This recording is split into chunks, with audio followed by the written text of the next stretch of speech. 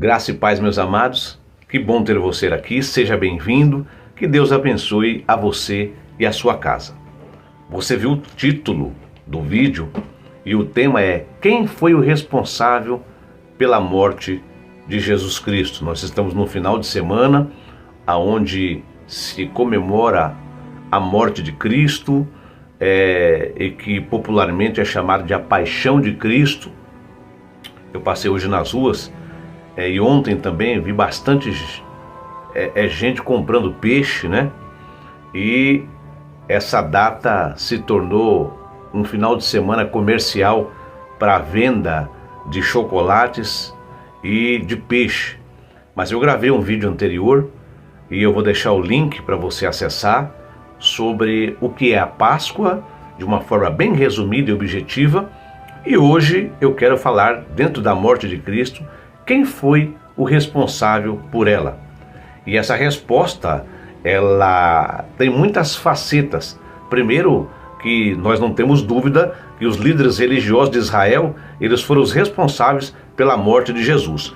Nós vamos mexer bastante com a Bíblia, e eu quero tomar como base, embora eu vou ter vários outros textos, mas o Evangelho segundo escreveu Mateus, capítulo de número 26, versículos 3 e 4, e também vou deixar na tela aí para você tomar como referência. Diz assim, vamos ver aí isto. Depois os príncipes dos sacerdotes, olha aí, o príncipe dos sacerdotes, lembra que eu estou falando dos responsáveis pela morte de Cristo, e os escribas e os anciãos do povo reuniram-se na sala do sumo sacerdote, a qual se chamava Caifás, e consultaram-se mutuamente para prenderem Jesus com dolo e o matarem. O que é prender com dolo? Precisamos colocar uma culpa nesse homem. Precisamos atribuir a ele algum tipo de contravenção penal para justificar a prisão dele. Mas diziam, não durante a festa, para que não haja alvoroço entre o povo. Então veja aqui que aparece os príncipes dos sacerdotes, os escribas e os anciãos do povo, que dentre eles estava ali Caifás. E vocês percebem que eles deliberadamente procuravam prender a Jesus à traição para o matá-lo. Os líderes judeus exigiram dos romanos que Jesus fosse morto. Isso mesmo, os líderes judeus, estou repetindo aqui, exigiram dos romanos que Jesus fosse morto. Vamos para o capítulo seguinte, capítulo 27, nós estamos no 26, agora vamos para o 27, versículos 22 a 25. O que é que está dizendo aqui a palavra de Deus? Então ela diz assim, vamos ler o 21 também? E respondendo o governador, disse-lhes, qual desses dois quereis vós que eu solte? E eles responderam, ou eles disseram, Barrabás. Disse-lhes Pilatos, que farei então de Jesus, chamado Cristo? Disseram-lhe todos, seja crucificado.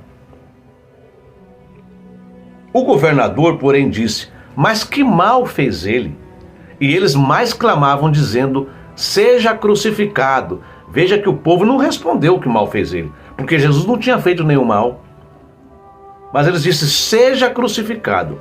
Então Pilatos, vendo que nada aproveitava, antes o tumulto crescia, tomando água, lavou as mãos diante da multidão, dizendo, estou inocente do sangue deste justo, considerai isto. Então ele chama aqui Jesus de justo. E versículo 25, respondendo todo o povo, disse, o sangue caia, o seu sangue, o sangue de Jesus, caia sobre nós e sobre os nossos filhos. Então soltou-lhes Barrabás e, tendo mandado açoitar Jesus, entregou-o para ser crucificado. Então aqui nós temos aí mais responsável, porque embora o governador lavou as mãos, não é? Mas ele tinha poder para libertar Jesus, para livrar Jesus da morte. Embora fosse um propósito divino desde antes da fundação do mundo, nós sabemos, mas eu me refiro à esfera humana, ele tinha poder para libertar Jesus. Então, ele não o fez. então também era conivente, porque ele queria ficar bem com o povo, ele estava numa posição política confortável, não é? Como os políticos de hoje, que até se corrompem, mas ele também foi responsável e todo aquele povo, certo? Continuando, eles não podiam continuar permitindo que Jesus operasse sinais e maravilhas, porque isso ameaçava a posição e o lugar na sociedade religiosa que eles dominavam. Lembre-se que Jesus fazia muitos sinais, muitas maravilhas, isso gerou inveja, gerou ciúmes, gerou raiva, porque aqueles religiosos só tinham um discurso e não passava disso, e Jesus, além da sua pregação, a sua pregação também era acompanhada de sinais. Vamos ver no Evangelho segundo escreveu João, capítulo 11, versículos 47 a 50.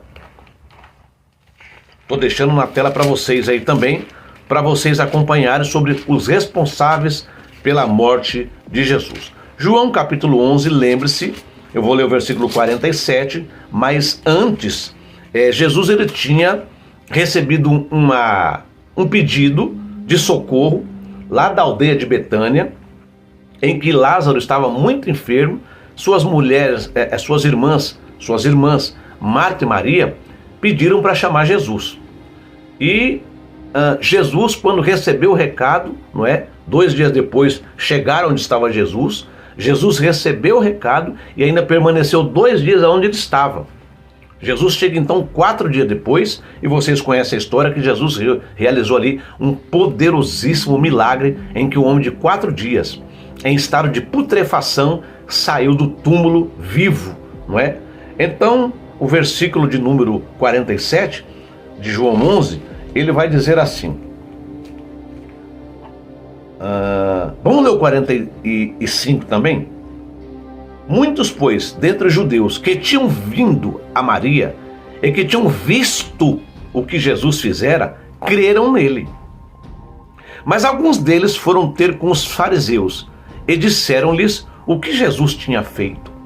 Depois, os principais dos sacerdotes e os fariseus formaram conselho e diziam: que faremos? Porquanto este homem faz muitos sinais. Se o deixarmos assim, todos crerão nele. E virão os romanos e tirar-nos-ão o nosso lugar e a nação. Olha a preocupação deles. Eles não estavam pensando no benefício do povo. Jesus estava fazendo sinais e milagres entre o povo, beneficiando o povo. Mas o egoísmo, a tirania, o despotismo, o interesse pessoal sobrepujou a bondade de Jesus. Eles estavam pensando nos próprios cargos.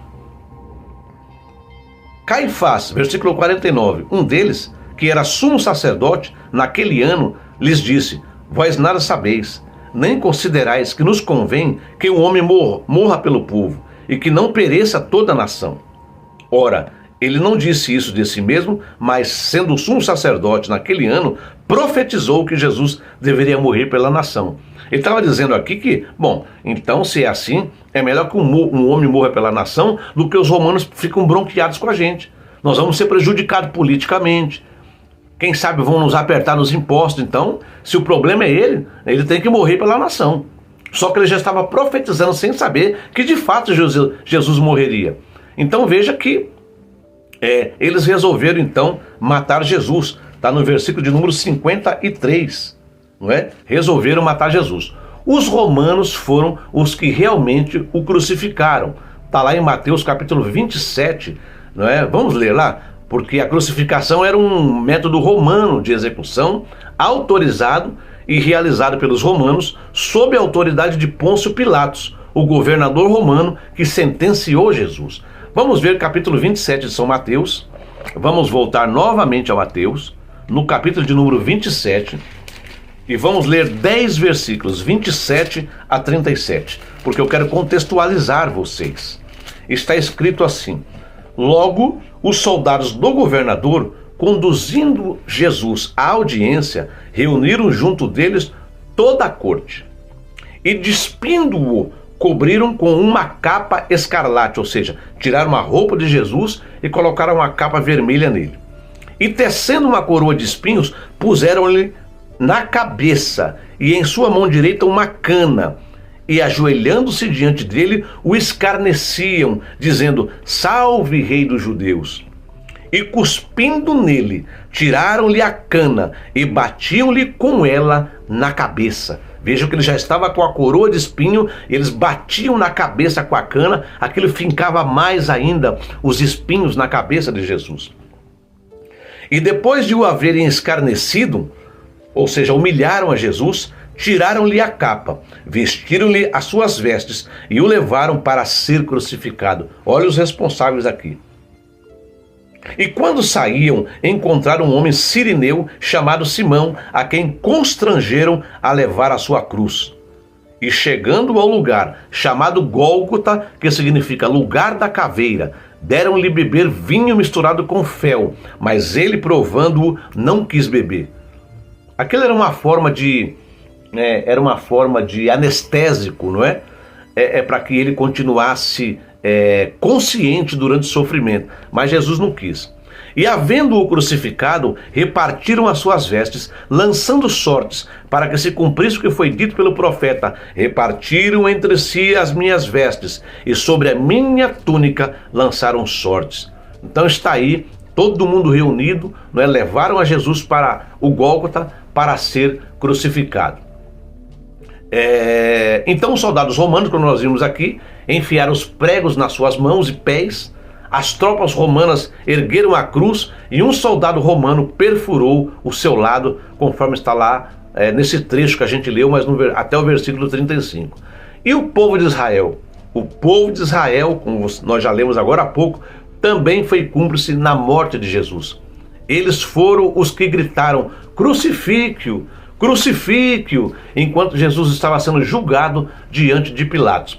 Lucas, capítulo de número 23, ele dá também uma outra visão, um pouco mais ampla, sobre este fato, esse recorte do momento de sofrimento de Jesus.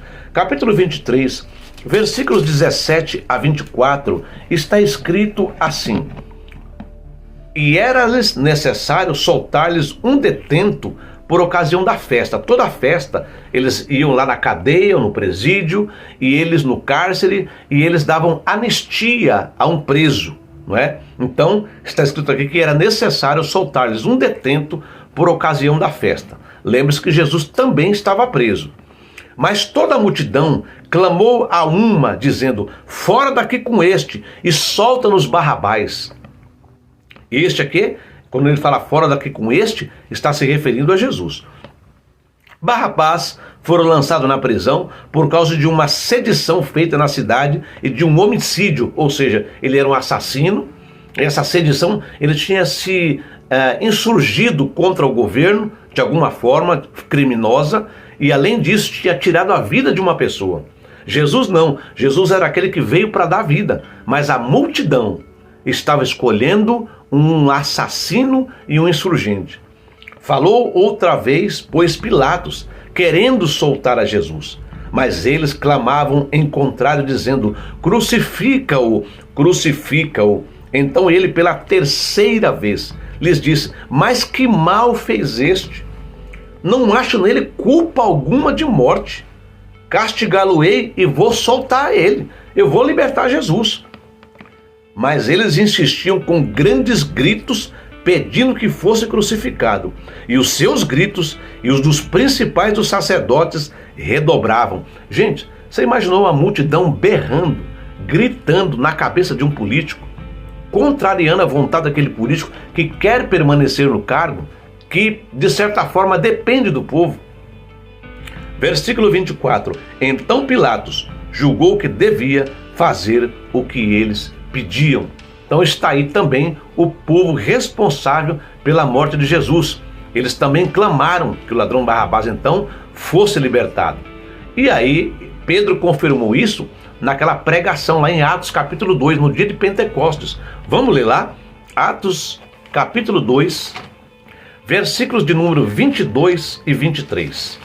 Está escrita a seguinte expressão: varões israelitas, Pedro pregando, escutai estas palavras. A Jesus Nazareno, varão aprovado por Deus, entre vós, com maravilhas, prodígios e sinais, que Deus por ele fez no meio de vós, como vós mesmos bem sabeis. E este que vos foi entregue pelo determinado conselho e presciência de Deus, tomando-o vós, o crucificastes e matastes pela mão de injustos. Veja bem, está vendo aí? Jesus morto pelas mãos dos injustos. Vocês mataram a Jesus. Vocês também, Pedro estava dizendo, são culpados. Ou seja, um grupo diversificado de pessoas que nunca trabalharam juntas, nem antes e nem depois, mas que se uniram desta vez para planejar e realizar o impensável, o assassinato do Filho de Deus. Por fim, e talvez um tanto surpreendente, foi o próprio Deus quem ofertou em sacrifício o seu Filho. Este foi o maior ato de justiça realizado por Deus, o qual foi efetuado conforme o plano determinado e a presciência de Deus, como eu acabei de ler em Atos capítulo 2 e os versículos 22 até 23. Qual era o objetivo disso? Alcançar o mais a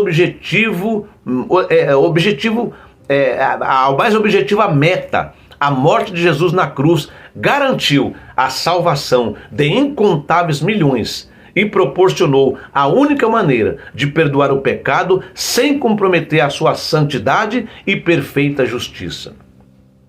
Agora, para encerrar, quem mais foi responsável pela morte de Jesus?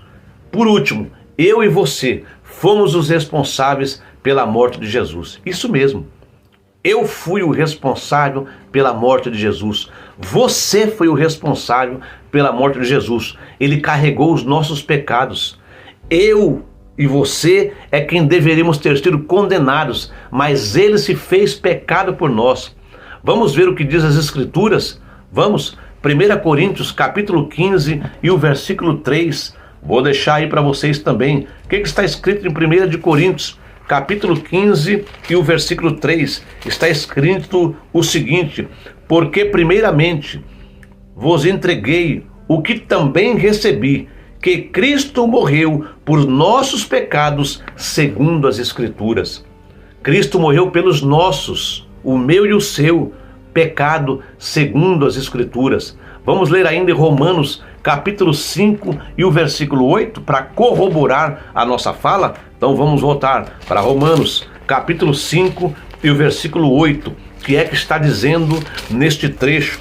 Está dizendo o seguinte: mas Deus prova o seu amor para conosco, em que Cristo morreu por nós, sendo nós ainda pecadores. Nós fomos responsáveis pela morte de Cristo. Vamos ler ainda Romanos capítulo 5, versículos 6 a 11, o que é que está escrito: porque Cristo, estando nós ainda fracos, morreu a seu tempo pelos ímpios, porque apenas alguém morrerá por um justo, pois poderá ser que pelo bom alguém ouça morrer.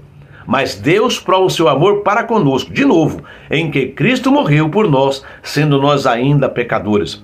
Logo, muito mais agora, sendo justificados pelo seu sangue, seremos por ele salvos da ira. Porque se nós, sendo inimigos, fomos reconciliados com Deus pela morte do seu Filho, muito mais, estando já reconciliados, seremos salvos pela sua vida. E não somente isto, mas também nos gloriamos em Deus por nosso Senhor Jesus Cristo, pelo qual agora alcançamos a reconciliação. Então está comprovado que nós somos responsáveis pela morte de Cristo. Cristo morreu por mim, Cristo morreu por você, Cristo morreu por toda a humanidade. A morte de Cristo foi o plano perfeito de Deus para a redenção da alma eterna dos seus. Longe de ser uma vitória para Satanás, não é? Como alguns têm sugerido aí que o diabo ganhou ali, uma tragédia desnecessária. Esse foi o ato mais gracioso da bondade e da misericórdia de Deus, a expressão definitiva do amor do Pai pelos pecadores. Deus matou Jesus por nossos pecados, para que nós pudéssemos viver em justiça e sem pecado diante dele. Uma justiça que só é possível por causa da cruz. E eu termino citando 2 Coríntios, capítulo 5, versículo 21, que diz: aquele que não conheceu pecado, Deus o fez pecados por nós, para que nele fôssemos feito a justiça de Deus. Então, toda a humanidade foi responsável por Cristo ter morrido na cruz do Calvário. Meu querido, mas graças a Deus por isso, porque hoje recebemos salvação. Cristo tomou as chaves da morte e do inferno, e as portas do inferno não podem prevalecer contra mim e contra você, porque fazemos parte da igreja, que é o seu corpo, cuja cabeça é Cristo. Que Deus te abençoe, que Deus te guarde, e que nós possamos lembrar com alegria da morte de Jesus Cristo, porque por ela é que nós somos salvos. Um abraço.